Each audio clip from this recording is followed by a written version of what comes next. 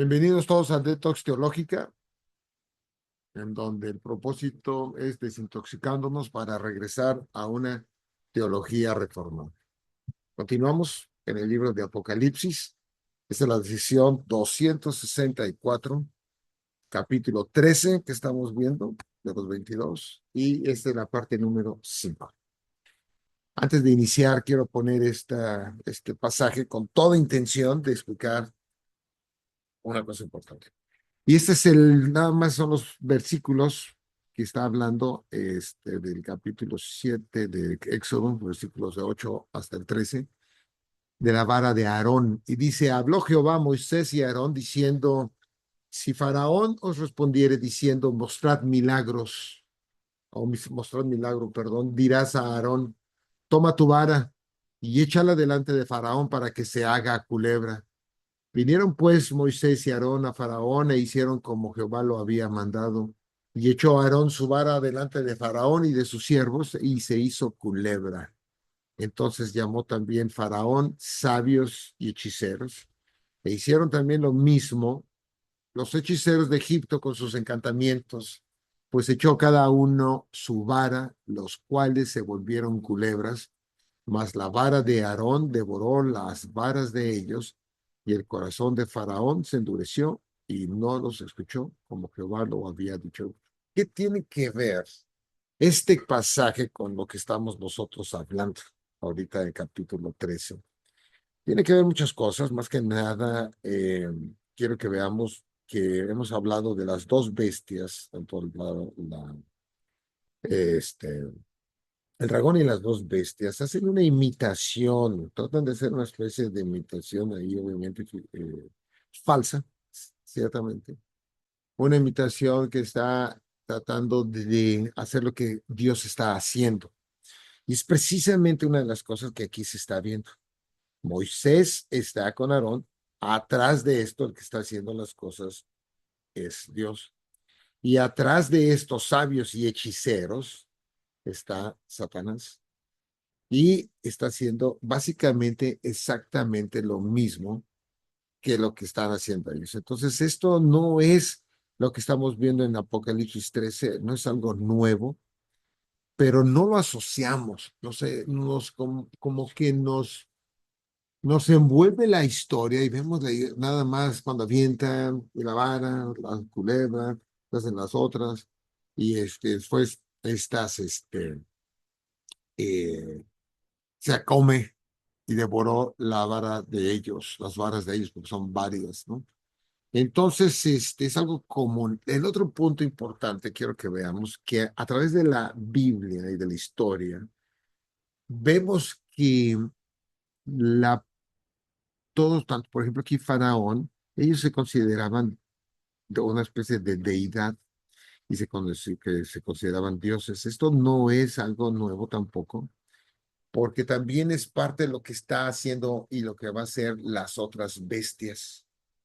Así que ahora si yo lo veo con esa perspectiva, puedo ver con más claridad que lo que se está viendo en toda la historia y en especial, bueno, por ejemplo, vamos a ver un pasaje de Daniel con Nabucodonosor, con la estatua que se forma y piden que se le adore y ellos no lo hacen y son castigados. Pero esto se repite en toda la historia. ¿Qué quiere decir? Que Satanás está en cada una de estas escenas.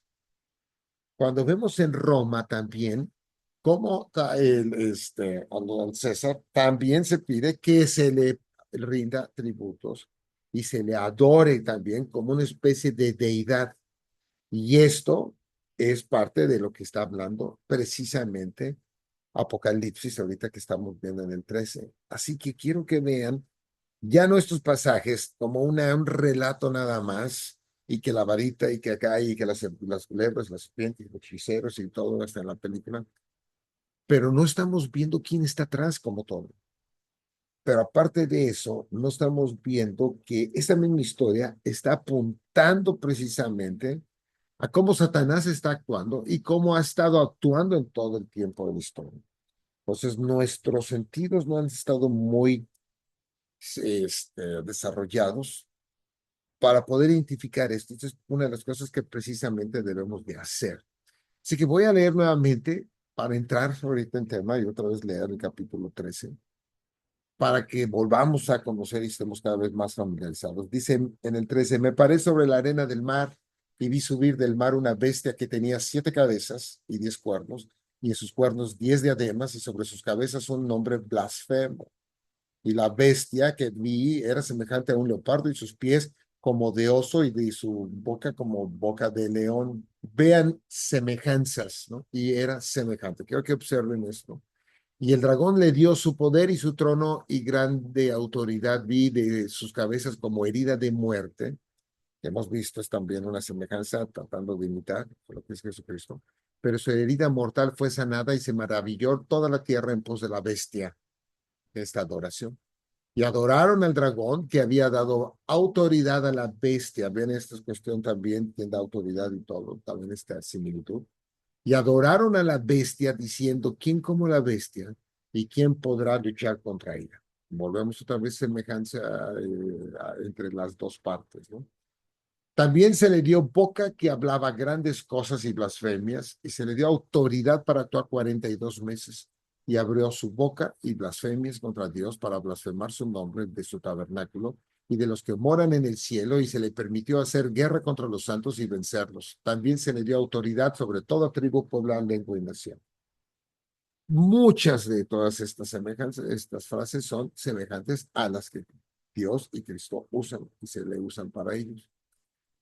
El 8, y le adoraron todos los moradores de la tierra cuyos nombres no estaban escritos en el libro de la vida del Cordero, que fue inmolado desde el principio del mundo. Si alguno tiene oído, oiga.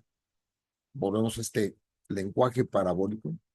Si alguno tiene oído, oiga. Si alguno lleva en cautividad, va en cautividad. Si alguno mata a espada debe ser muerto. Aquí está la paciencia y la fe de los santos. Y dice, después vi otra bestia que subía de la tierra y tenía 2 cuernos semejantes a los de un cordero, pero hablaba como dragón. Y ejerce toda la autoridad de la primera bestia en presencia de ella y hace que la tierra y los moradores de ella adoren a la primera bestia, cuya herida mortal fue sanada. Esto lo repite otra vez, porque se vuelve a repetir como habíamos comentado, pero fueron hasta estos 12 versículos que se han visto hasta la sesión pasada. Los 3 versículos que vamos a ver ahorita dice, también hace grandes señales, de tal manera, ven estas señales, de tal manera que aún hace descender fuego del cielo a la tierra delante de los hombres y engaña a los moradores. Otra vez el mismo lo que habla en el capítulo 12, que como era el dragón, que engañaba. Entonces, esa es una característica. Vemos que si no tenemos los sentidos ejercitados, también vamos a estar engañados. Y engaña a los moradores de la tierra con las señales que se le ha permitido, volvemos el permiso, hacer en presencia de la bestia, mandando a los moradores de la tierra que le hagan imagen. Vean esta cuestión de tipo de adoración a la bestia que tiene la herida de espada y vivió. Y se le permitió infundir aliento a la imagen de la bestia para que la imagen hablase e hiciese matar a todo el que no la adorase. Después dice aquí, y hacía, esos son los próximos versículos, y hacía que a todos, pequeños, grandes y ricos y pobres, libres y esclavos, se le pusiese una marca en la mano derecha. Vean que empieza a hablar ahorita de la marca, porque en el último versículo, que aquí vemos, ya habla de marcas. Dice, libres y se le pusiese una marca en la mano derecha o en la frente, y que ninguno pudiese comprar ni vender, sino el que tuviese la marca o el nombre de la bestia o el número de su nombre. Aquí hay sabiduría, el que tiene entendimiento, cuente el número de la bestia, pues es número de hombre y su número es 666. Esos son los versículos que habíamos comentado. Muy bien. Aquí una de las cuestiones es primeramente el escenario descrito en los versículos del 1 al 8 no es algo que lo que habíamos visto vaya únicamente en un tiempo futuro, sino que está sucediendo en medio de las 7 iglesias. Lo vuelvo a comentar para no olvidarnos que no es algo que es una cuestión de futuro, sino que está pasando y se ve desde la cuestión de Apocalipsis. Entonces, por eso, perdón, del capítulo anterior. A la luz de lo narrado en dichos versículos, Juan se dirige a los lectores con la misma exhortación que utilizó al concluir cada una de las cartas. El que tenga oídos, el que tenga oídos, que oiga. Está apuntando a los creyentes. Así que estos versículos van a continuar con lo mismo. Entonces, ahora sí, vamos al 13. En los comentarios es la idea de una imitación fraudulenta. Entonces, continúa en el versículo 13. Aquí se hace más evidente el carácter religioso de la segunda bestia. Y cuando habla religioso es que va apuntando al pueblo y en este caso a la iglesia. Es importante entender que el ataque principalmente va a ser hacia el pueblo. En primer lugar, se dice que se realizan grandes señales. Esto lo convierte en una imitación satánica del verdadero profeta Moisés, quien también realizó señales, y vemos ahí en Éxodo 14, 17, perdón, 4, el 17 versículo, el 30 y el 10, el capítulo 10 y el 2. En los versículos, el versículo 17 y antes de él el 16, y dice, y él hablará por ti al pueblo, él te será a ti en lugar de boca, y tú serás para él en lugar de Dios. Y tomarás en tu mano esta vara con la cual harás las señales. Vean esta imitación que ahora se está tratando de comparar con lo que está haciendo las dos bestias. Y habló Aarón en el otro versículo, en el 30, acerca de todas las cosas que Jehová había dicho a Moisés e hizo las señales delante de los ojos del pueblo. Vean estas señales. Entonces se está haciendo imitaciones igual, señales, señales, señales. Y por eso leía en el otro versículo del Éxodo 4, cómo hacen exactamente lo mismo, la misma señal imitándolas. Y el pueblo creyó y oyendo que Jehová había visitado a los hijos de Israel y que había visto su aflicción, se inclinaron y adoraron. ¿Ok? Vean esa cuestión de las señales, lo que provocaron, ¿no? Y que vieron que venía de Dios. Entonces, esa cuestión de la imitación. Entonces, y vemos que está en hacia el carácter religioso. La pregunta muchas veces que uno pudiera hacerse es, ¿cuánto de lo que está sucediendo en varias iglesias es verdadero y cuánto de lo que se está haciendo es una imitación fraudulenta?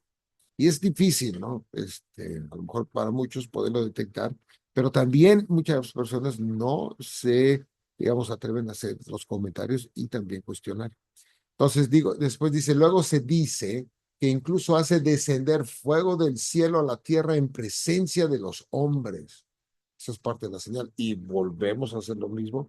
Esto está apuntando a Elías, lo que le convierte en una imitación del verdadero profeta, Elías. Vean que escogió a Moisés y Elías como señales. No es una casualidad esto, ¿ok?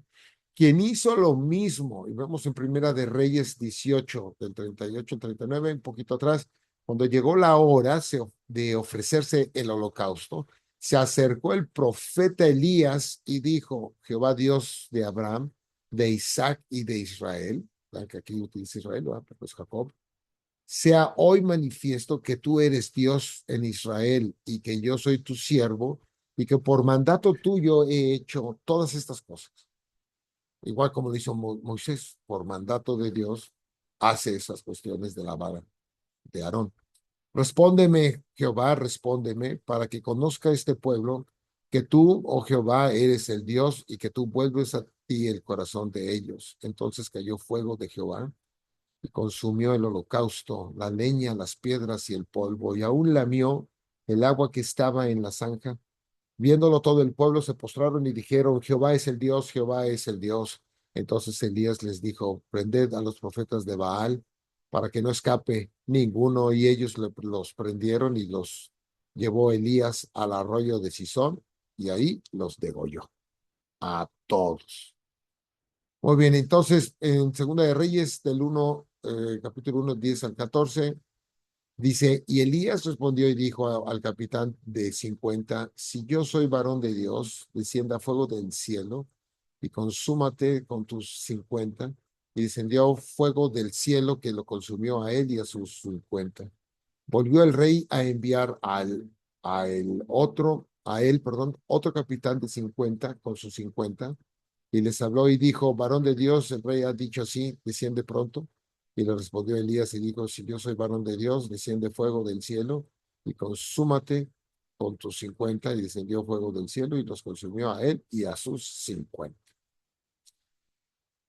Después, en el versículo 13, volvió a enviar al tercer capitán de 50 con sus 50, y subiendo aquel tercer capitán de 50 se puso de rodillas delante de Elías y le rogó diciendo, varón de Dios, te ruego que sea de valor delante de tus ojos mi vida y la vida de estos tus 50 siervos. He aquí ha descendido fuego del cielo y ha consumido a los dos primeros capitanes de 50 con sus 50. Sea estimada ahora mi vida delante de tus ojos. Entonces el ángel de Jehová dijo a Elías, desciende con él, no tengas miedo de él. Y él se levantó y descendió con él al rey. Y le dijo, así ha dicho Jehová, por cuanto enviaste mensajeros a consultar a Baal Zebub, Dios de Ecrón. Vean estas cuestiones de dioses en ese tiempo. Por cuanto enviaste mensajeros a consultar a Baal Zebub y de Ecrón, no hay Dios en Israel para consultar en su palabra. No te levantarás, por tanto, del lecho en que estás, sino que de cierto morirás. Muy bien. Entonces son estas escenas que hemos visto de Moisés y Elías. Y decía que por ejemplo, aquí las alusiones a Moisés y Elías no pueden ser accidentales, dada la alusión similar a ellos en relación con los dos testigos en el capítulo 11, del 3 al 12, quienes en conjunto representan a la iglesia. Ok, entonces esta representación, por eso es, si lo vemos, por ejemplo, aquí en Lucas 9:54, Jesús reprende a Jacob y a Juan en el 54. El 51 dice, cuando se cumplió el tiempo en que él había de ser recibido arriba, afirmó su rostro para ir a Jerusalén y envió mensajeros delante de él, los cuales fueron y entraron a una aldea de los samaritanos para hacerle preparativos, mas no le recibieron porque su aspecto era como de ir a Jerusalén. Viendo esto, sus discípulos, Jacobo y Juan, dijeron, Señor, ¿quieres que mandemos que descienda fuego del cielo como hizo Elías y los consuma? Entonces, volviéndose él, los reprendió diciendo, vosotros no sabéis de qué espíritu sois, porque el Hijo del Hombre no ha venido para perder las almas de los hombres, sino para salvarlas. Y se fueron a otra. En el versículo del 11:15, ahí en Apocalipsis, describe cómo sale fuego de la boca de los dos testigos. Ahí el fuego simboliza la proclamación de la palabra de Dios, porque los dos testigos siguen siendo la iglesia, que redarguye y juzga a los pecadores, ¿ok? Que eso es parte del evangelio. También el fuego que consume a los enemigos de los santos en el capítulo 20, en la segunda parte del versículo 9. Leo de ese capítulo, desde el 7, dice, cuando los 1000 años, y este es un concepto que lo he estado comentando otra vez, estamos viendo que los 1000 años representan la era de la iglesia, no representan no representan un periodo exacto de 1000 años, como lo creen los dispensacionales, porque el que tiene ese tipo de pensamiento y asocia la cuestión de un punto de una pretribulación o una posttribulación o del milenio, en esa parte es doctrina dispensacional. Entonces dice, cuando los 1000 años se cumplan, y vamos a ver en qué momento se van a cumplir los 1000 años. No se cumplen y vamos a ver que aquí se cumple el tiempo de la iglesia cuando Cristo viene. Y eso es cuando se terminan los 1000 años, inicia cuando la ascensión de Jesucristo hasta que vuelva a venir. Y eso es un periodo, no de 1000 años como tal, pero es simbólico, el periodo largo. Satanás dice será suelto de su prisión y saldrá a engañar a las naciones, porque por eso fue a él encadenado, lo vamos a ver en los versículos 3 y 4 por ahí, y saldrá a engañar a las naciones que están en los cuatro ángulos de la tierra, a Gog y a Magog, a fin de reunirlos para la batalla, el número de los cuales es como la arena del mar, y subieron sobre la anchura de la tierra y rodearon el campamento de los santos y la ciudad amada, y de Dios descendió, vean aquí otra vez ese mismo concepto y idea, y de Dios descendió fuego del cielo y los consumió. Y el diablo que los engañaba fue lanzado en el lago de fuego y azufre, donde estaban la bestia y el falso profeta. Aquí vemos, esa es la bestia, la primera y la segunda bestia. Y serán atormentados día y noche por los siglos y de los siglos. Ahora, por tanto, el fuego representa la proclamación de la verdadera palabra de Dios, que juzga a los pecadores. ¿Ok? Eso es importante.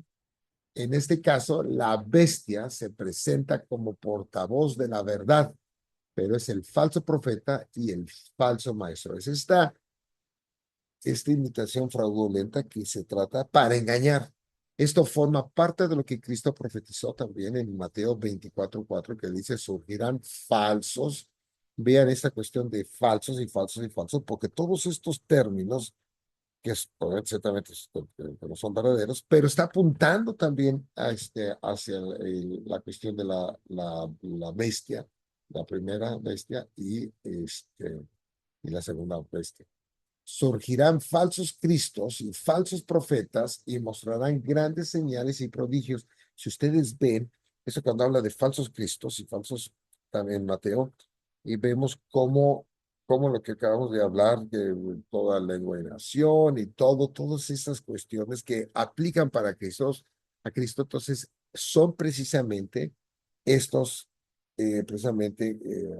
digamos, que está personalizándose ahí la parte de la bestia, porque están engañando al ser falsos. Dice, de tal manera que engañarán, si fuera posible, aún a los escogidos. ¿Ok? Por eso tenemos que crecer en conocimiento, ejercitar los sentidos para precisamente no caer en una cuestión de manipulación de engaños. La segunda bestia es una falsificación de la iglesia y del espíritu que la capacita y habita en ella, que se alude a una amenaza interna por parte de un falso apóstol. Por eso, a eso en términos de carácter religioso, quizás desarrollando la mención de los falsos apóstoles en el versículo 2:2 de Apocalipsis, resulta evidente al observar que la autoridad de la segunda bestia sigue el modelo de las credenciales de la autoridad de los apóstoles de Cristo, porque está tratando de imitarlo. Al momento que lo imite, va a generar el engaño. Entonces dice en el versículo 2:2 de capítulo 2, escribe el ángel de la iglesia en Éfeso. Ese es cuando estamos ahí en Apocalipsis 2. El que tiene las 7 estrellas en su diestra, dice, el que anda en medio de los 7 candeleros de oro, dice esto, yo conozco tus obras y tu arduo trabajo y paciencia, y que no puedes soportar a los malos, y has probado a los que se dicen ser apóstoles, y no lo son. Vean, hay estos en esta iglesia, dice, has probado los que dicen ser apóstoles y no lo son. Vemos cómo ahí está Satanás engañando dentro de la iglesia y dice, y los has hallado mentirosos. ¿Por qué? Porque los ha identificado.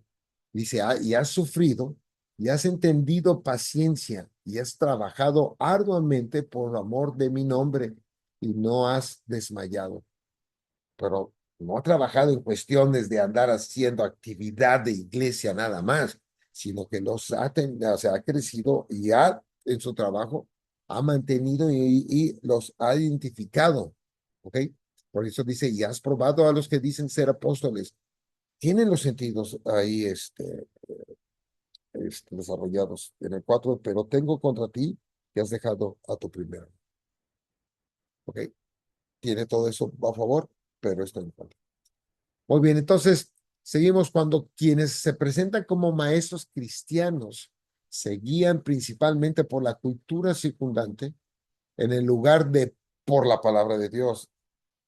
Totalmente típico. Si vemos en la internet, no, nada más es cuestión de ver y estar leyendo o viendo algunos servicios, mensajes.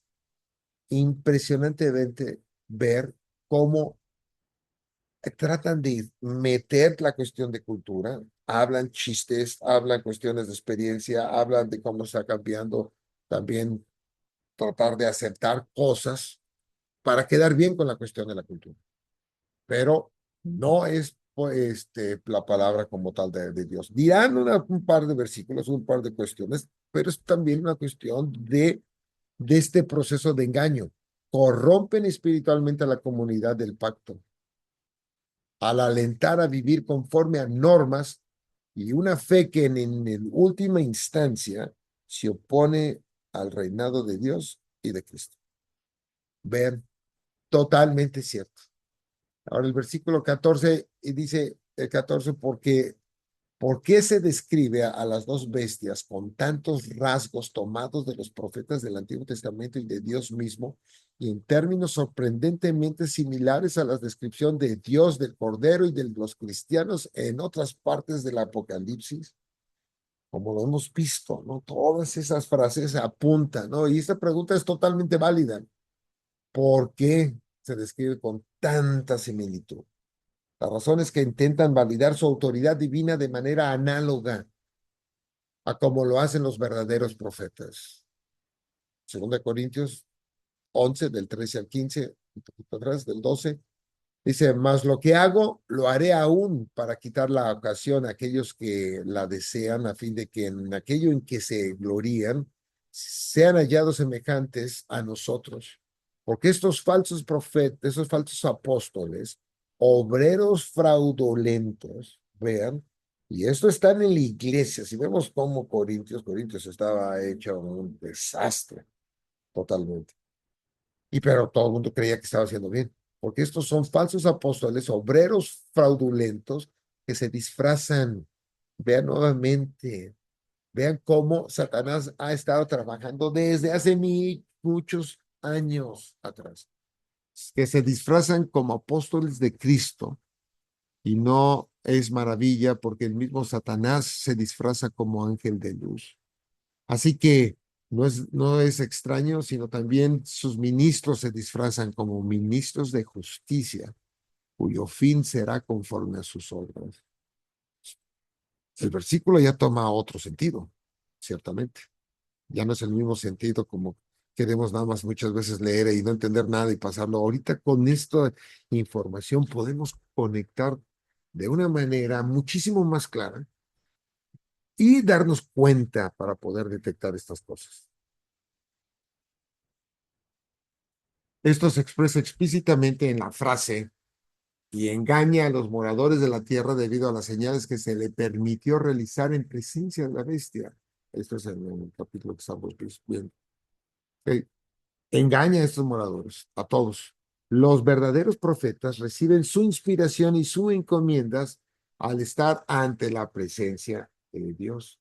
Esto está en el 11:4 de Apocalipsis. Básicamente, asimismo, el falso profeta recibe su inspiración y su mandato mientras actúa en presencia de la bestia. Los verdaderos agentes de Dios, mediante el poder del Espíritu, realizan señales para glorificar a Dios. En cambio, estas señales demoníacas convencen a los, entre comillas, habitantes de la tierra de que la autoridad no proviene de Dios, sino de la bestia. El engaño los lleva a acceder a la orden de erigir una imagen de la bestia. Hay muchas cuestiones de ídolos, de imágenes en las cuales se ha visto totalmente claro estas imágenes que presentan cuestiones inexplicables. Por ejemplo, en el tema el- el tema por ejemplo, de otras iglesias católicas, por ejemplo, ese tipo de imágenes de sangre, lloran, todo este tipo de cuestiones no provienen de Dios como tal. Dicha orden anticipa la referencia explícita a la imagen de Daniel 3. Ahora vamos a ver estas cuestiones de imágenes un poco para lo que acabo de decir, podamos confirmarlo con más seguridad. Dice que aparece en los versículos 15 En Daniel 3:15 dice, ahora pues estáis dispuestos para que al oír el son de la bocina, de la flauta, del tamboril, del arpa, del salterio, de la zampoña y de todo instrumento de música, os postréis, fíjense bien, y adoréis la estatua que he hecho, Nabucodonosor. Porque si no la adoraréis, perdón, en la misma hora seréis echado en medio de un horno de fuego ardiendo y que Dios será aquel que os libre de mis manos. Y traemos la historia. Obviamente, los tres amigos no son o sea, los ponen, aumentan la cuestión y envían y ven a cuatro adentro y entonces ni su ropa ni nada se pudieron tomar. Pero esto es parte de la consecuencia y del castigo por no haber adorado, y veamos que es una cuestión muy parecida a lo que estamos hablando en Apocalipsis. El mandato de incurrir en idolatría alude en parte a la presión ejercida sobre la población y las iglesias de Asia Menor para que rindieran homenaje a la imagen del César como ser divino. ¿Okay? Vemos que esto de los seres divinos, como decía al principio de esta sesión, bueno, de lo que estábamos hablando, desde Egipto, después vemos a los asirios, vemos también a los de Babilonia y a todos los otros se creen dioses. ¿Por qué se creen dioses? Porque hasta de atrás todos estos seres manejándolos. Para finales del siglo primero, todas las ciudades a las que se dirigían las cartas contaban con templos dedicados a la divinidad de César. Que vean. Y esto también tiene este contexto. Recordemos que todos estos cuernos y todo lo demás apuntan a reinos. A la luz de la influencia del libro de Daniel a lo largo de este capítulo, la bestia que aquí engaña podría ser un eco del rey de los tiempos finales mencionado en Daniel, quien hará prosperar el engaño por su influencia en Daniel 8:25, con palabras lisonjeras, exaltándolos, inducirá la impiedad a los que actúan con maldad. Daniel 11:32. Versículo 15 dice, una vez más aparece, de los comentarios del 15, aparece el concepto de autorización tan frecuentemente repetido en Daniel 7:6 y se le dio dominio, lo cual, eso es lo que comenta y se le interpreta en el Antiguo Testamento griego como se le dio el habla. Y se le permitió infundir aliento a la imagen de la bestia para que la imagen de la bestia incluso hablara. Ok, vean esto mismo, el dominio, el término de la interpretación. Esto puede incluir referencias a trucos de magia y fenómenos similares documentados entre personas supersticiosas e incluso en las cortes de los emperadores romanos. Sin embargo, las señales podrían abarcar una actividad demoníaca real, dado que los demonios estaban detrás de los ídolos. Pablo lo dice también. Esto mismo que estaba diciendo este autor lo dice exactamente Pablo, que atrás de eso, de esos ídolos hay demonios. Por eso lo dice Pablo. ¿Ok? Nadie va a negar que Pablo tenía los sentidos muy desarrollados. La expresión constituye una forma metafórica de afirmar que la segunda bestia lograba persuadir a la gente de que la imagen de la primera bestia, en el contexto del siglo I, podría referirse al César. ¿Ok? Ese es en el contexto. Estoy diciendo que ya dejó de ser. Vean que desde entonces, desde Daniel trae este mismo y apunta a estos reinos. Y es por eso que en la Biblia, en el Apocalipsis, habla de la Gran Babilonia, la Gran Ramera, pero no está hablando en sí como, porque ya Babilonia ya no está como tal, sino que lo que representaba Babilonia completamente. Es por eso se hace esa referencia a ellos. Recordemos que es en términos simbólicos. Y dice, representaba la verdadera deidad, la cual se hallaba realmente tras la imagen y promulgaba decretos. Ok, entonces esto apunta nuevamente a que la segunda bestia es una falsificación de la iglesia y en particular del espíritu que la capacita, siendo el aliento una metáfora bíblica del espíritu. Y lo vemos en Ezequiel 37, 9 al 14. Dice, profeticé, pues como me fue mandado y hubo un ruido mientras yo profetizaba y aquí un temblor y los huesos y los huesos se juntaron cada hueso con su hueso. Y miré y aquí tendones sobre ellos, y la carne subió y la piel cubrió por encima de ellos, pero no había en ellos espíritu. Y me dijo, profetiza al espíritu, profetiza, hijo de hombre, y di al espíritu, así ha dicho Jehová el Señor Espíritu, ven de los cuatro vientos y sopla sobre estos muertos y vivirán. Y profeticé como me había mandado, y entró espíritu en ellos, y vivieron, y estuvieron sobre sus pies un ejército grande en extremo.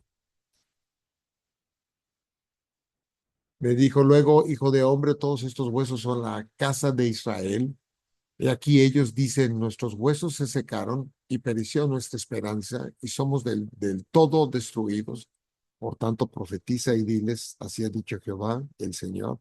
Y aquí yo abro vuestros sepulcros, pueblo mío, y os haré subir de vuestras sepulturas, y os traeré a la tierra de Israel.